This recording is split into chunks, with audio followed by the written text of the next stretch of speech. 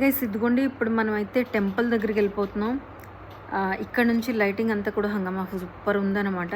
ఇంకా మనం చాలా దూరం నుంచి వచ్చాము, ఇంకా ఇంటికి కూడా వెళ్ళాలి కాబట్టి అక్కడ సిచ్యువేషన్ ఎలా ఉందో ఏంటో చూసుకొని, ఇంతవరకు ఎప్పుడూ నేను చూడలేదు కాబట్టి జాతర ఫైనల్గా ఇప్పటి వరకు ఎలాగో ఉన్నాం కాబట్టి అమ్మవారి టెంపుల్ని చూసుకొని, ఇంతకుముందు నేను చాలా టైమ్స్ వచ్చాను, అమ్మవారి దర్శనం చేసుకున్నాను, కానీ ఇలా ఎప్పుడు కూడా జాతర అయితే వన్ టైం కూడా నేను చూడలేదు. ఇంక ఈరోజు ఎలా అయినా చూడాలని చెప్పి, ఇంకా లేట్ అయినా కొంచెం పర్వాలేదు అని చెప్పేసి మేమైతే అక్కడికి వెళ్తున్నాం.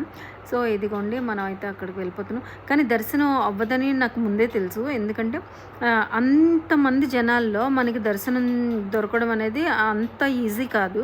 సో కనీసం బయట నుంచైనా అమ్మవారిని చూసుకుందామని ఇదిగోండి ఇక్కడికి వచ్చాను చూసుకుందామని. సో ఇదిగోండి బయట నుంచి టెంపుల్ అయితే ఇలా ఉంది. ప్రజెంట్ క్రౌడ్ అంతా కూడా ఇక్కడ లేదు. జాతర ఎక్కడ జరుగుతుందంటే కొంచెం లాంగ్లో జరుగుతుందో అక్కడ ఉందన్నమాట. సో ఇక్కడ ఏంటంటే అక్కడ నుంచి ఇప్పుడు అందరూ అవన్నీ చూసుకొని ఇక్కడికి వస్తారనమాట. సో మనమైతే అక్కడ నుంచి ఇక్కడికి వచ్చేసాం.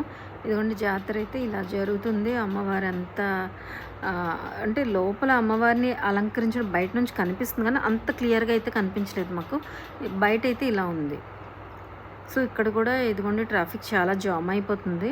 సో మేము మొత్తానికి ఇక్కడైతే నమస్కారం చేసుకొని ఫైనల్గా అమ్మవారి జాతర ఎలా జరుగుతుందో పూర్తిగా అయితే నేను చూసాను. ఇంకా నైట్ ఉంటే మాత్రం చాలా బాగుంటుందంట, బట్ మనకు అవకాశం లేదు కాబట్టి ఇక్కడితో ఈ వీడియోని ఎండ్ చేస్తున్నాను.